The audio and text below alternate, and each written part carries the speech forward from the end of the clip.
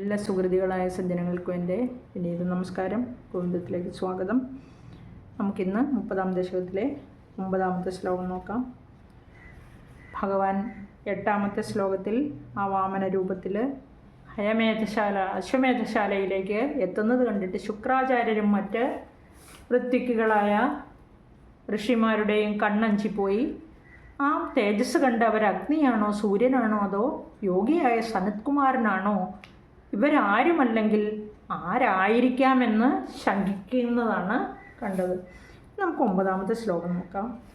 ആനീതമാശു ഭൃഗുഭിർമഹസാഭിദൂതൈഃ ത്വാം രമ്യരൂപമസുര പുളകാവൃതാംഗഃ ഭക്ത്യാ സമേത്യ സുകൃതി പരിണിജ്യ പാദൗ തത്തോയമന്വധൃത മൂർധ്നി തീർത്ഥതീർത്ഥം.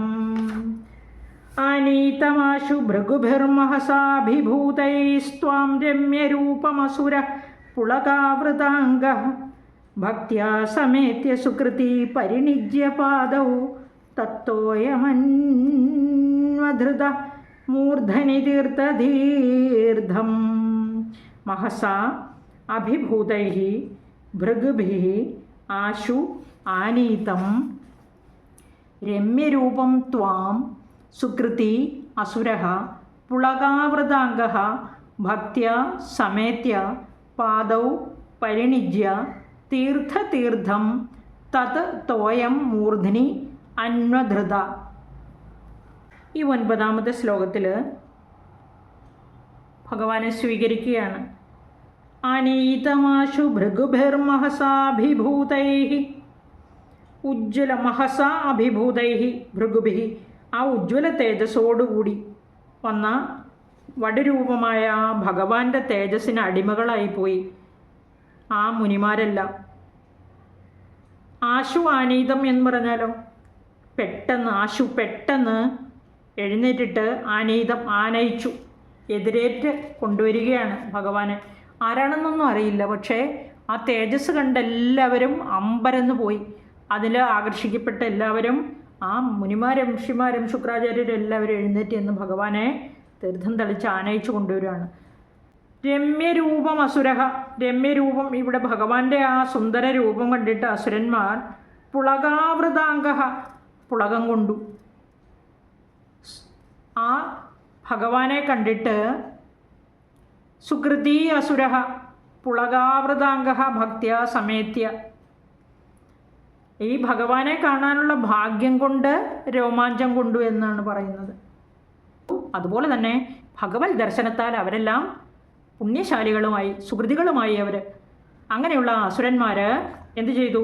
ഭക്ത്യാ സമേത്യ, ഭക്തിയോടുകൂടി, ഭക്ത്യാ സമേത്യ സുകൃതി പരിണിജ്യ പാദവും, സുകൃതികളായി തീർന്നു. ആ സുകൃതികളായി തീർന്ന അവർ അവിടുത്തെ പാദം, പരിണിജ്യ പാദവും, പാദങ്ങൾ കഴുകിച്ച് എല്ലാ തീർത്ഥങ്ങളെയും, തീർത്ഥം എന്ന് പറഞ്ഞാൽ എല്ലാ ജലാശയങ്ങളിലെയും തീർത്ഥങ്ങൾ കൊണ്ട് ആ തത് തോയം മൂർധനി അന്വധൃത, ആ കാല് കഴുകിയ തീർത്ഥം മറ്റുള്ള എല്ലാ തീർത്ഥങ്ങളെയും അപേക്ഷിച്ച് പരിശുദ്ധമാണ്, പുണ്യമാണ്. അതുകൊണ്ട് ആ തീർത്ഥം, മറ്റ് തീർത്ഥങ്ങളെയെല്ലാം പരിശുദ്ധമാക്കാൻ പോകുന്ന ആ തീർത്ഥം, കാൽ കഴുകിയ ആ തീർത്ഥം തങ്ങളുടെ എല്ലാം ശിരസിൽ തളിച്ചു എന്നർത്ഥം. അന്വധൃത, ആ ഇവിടെ അന്വധൃത എന്ന് പറഞ്ഞാൽ ധരിച്ചു എന്ന് പറഞ്ഞാൽ നമ്മളൊക്കെ തീർത്ഥം കുടയുകയല്ലേ ചെയ്യുന്നത്, തളിക്കുകയല്ലേ ചെയ്യുന്നത്, അതാണ് പറഞ്ഞിരിക്കുന്നത്. ആനീതമാശു ഭൃഗുഭിർമഹസാഭിഭൂതൈഃ ത്വാം രമ്യരൂപമസുരഃ പുളകാവൃതാംഗഃ ഭക്ത്യാ സമേത്യ സുകൃതി പരിണിജ്യ പാദൗ തത്തോയമന്വധൃതമൂർധനി തീർത്ഥതീർത്ഥം. ഇനി 10-ാമത്തെ ശ്ലോകം നോക്കാം.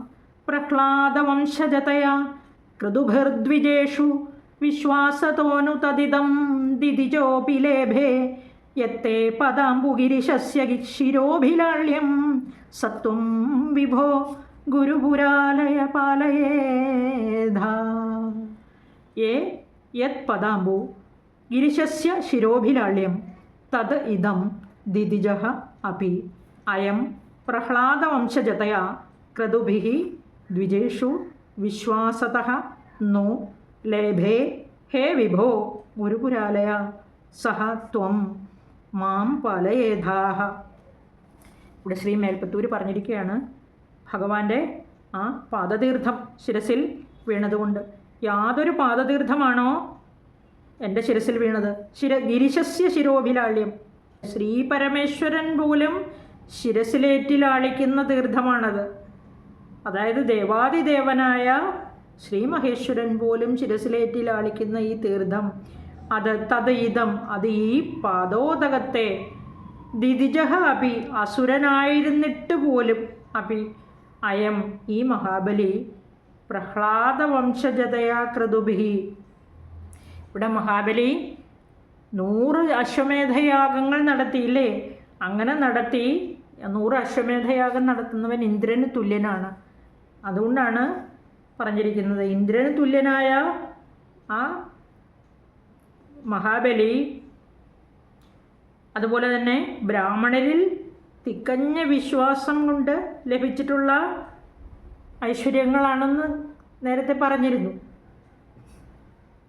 അങ്ങനെ അസുരനായിട്ട് ഈ മഹാബലിക്ക്, ഹേ വിഭോ ഗുരുപുരാലയ വാതാലയേശ, സർവവ്യാപിയായ അല്ലയോ ഗുരുവായൂരപ്പ, അവിടുന്ന് എന്നെ രക്ഷിക്കണേ. ഇങ്ങനെയെല്ലാം ഈ ബ്രാഹ്മണരിൽ തികഞ്ഞ വിശ്വാസം കൊണ്ടും അവരുടെ അനുഗ്രഹം കൊണ്ടും അവരുടെ ആ പ്രാർത്ഥന കൊണ്ടുമാണ് മഹാബലിക്ക് ഈ ഐശ്വര്യങ്ങളെല്ലാം ഉണ്ടായതെന്ന് പറഞ്ഞിരുന്നു. അങ്ങനെയുള്ള ആ ഐശ്വര്യത്തെ ഇപ്പോൾ മഹാബലിക്ക് ലഭിച്ചിരിക്കുന്ന ആ ഐശ്വര്യം, അതുപോലെ തന്നെ ആ ഭാഗ്യം എനിക്കും ലഭിക്കണേ, എന്നെ രക്ഷിക്കണേ എന്ന് ഇവിടെ ശ്രീ മേൽപ്പത്തൂർ പറഞ്ഞിരിക്കുകയാണ്. പ്രഹ്ലാദ വംശജതയ, പ്രഹ്ലാദ വംശം എന്ന് പറഞ്ഞാൽ പ്രഹ്ലാദൻ്റെ പൗത്രനാണ് മഹാബലി. ക്രതുഭിർദ്വിജേഷു, ക്രതുഭിർദ്വിജേഷു എന്ന് പറഞ്ഞാൽ ഇവിടെ അനേകം യാഗങ്ങൾ നടത്തി വിജയിച്ചവൻ. വിശ്വാസതോനു തതിതം ദിദിജോപിലേഭേ, ഇവിടെ അസുരനായിരുന്നിട്ട് പോലും ഞാൻ വിശ്വസിക്കുന്നു. എന്താണ് വിശ്വസിക്കുന്നത്? ഈ പാദോദകം, ഈ അവിടുത്തെ പാദത്തെ കഴുകിയ ഈ തീർത്ഥത്തെ ധരിക്കാൻ ഭാഗ്യം ലഭിച്ച ശ്രീപരമേശ്വരൻ പോലും തൻ്റെ ശിരസിലേറ്റി ഉപചരിക്കുന്ന, ലാളിക്കുന്ന, ആ അനുഗ്രഹമായിട്ട് കരുതുന്ന ആ തീർത്ഥം ധരിക്കാൻ ഭാഗ്യം ലഭിച്ച ഈ മഹാബലി, ആ ഭാഗ്യം, അതുകൊണ്ട് ഇതെങ്ങനെയാണ് ലഭിച്ചത്? മഹാബലിക്ക് ഇത് ലഭിച്ചത് ബ്രാഹ്മണരുടെ അനുഗ്രഹത്താലും അവരിലുള്ള വിശ്വാസത്താലുമാണ്. അങ്ങനെയുള്ള ഭഗവാനെ, സർവവ്യാപിയായ ഗുരുവായൂരപ്പ, അവിടുന്ന് എന്നെ രക്ഷിക്കണേ എന്ന് പറഞ്ഞിരിക്കുകയാണ്. ഭാഗവതത്തിൽ ഈ ഭാഗം വളരെ വിസ്തരിച്ച് പറഞ്ഞിട്ടുണ്ട്. നമുക്ക് ഒന്നുകൂടെ നോക്കാം ഈ ശ്ലോകം. അവസാനത്തെ 10ാമത്തെ, പ്രഹ്ലാദവംശജതയാ ക്രതുഭിർദ്വിജേഷു വിശ്വാസതോനു തദിദം ദിദിജോപി ലേഭേ, യത്തേ പദാംബു ഗിരിശസ്യ ശിരോഭിലാള്യം, സത്വം വിഭോ ഗുരുപുരാലയ പാലയേധാ. നാരായണാഖില ഗുരു ഭഗവൻ നമസ്തേ. സർവത്ര ഗോവിന്ദനാമ സങ്കീർത്തനം. ഗോവിന്ദ ഗോവിന്ദ. ഹരേ ശ്രീ പാഹി മാം പാഹി. എല്ലാവർക്കും നന്ദി, നമസ്കാരം. ഭഗവാൻ ഗുരുവായൂരപ്പൻ എല്ലാവരെയും അനുഗ്രഹിക്കട്ടെ, നന്മയുണ്ടാകട്ടെ, എല്ലാവർക്കും സമാധാനവും സന്തോഷവും ലഭിക്കട്ടെ.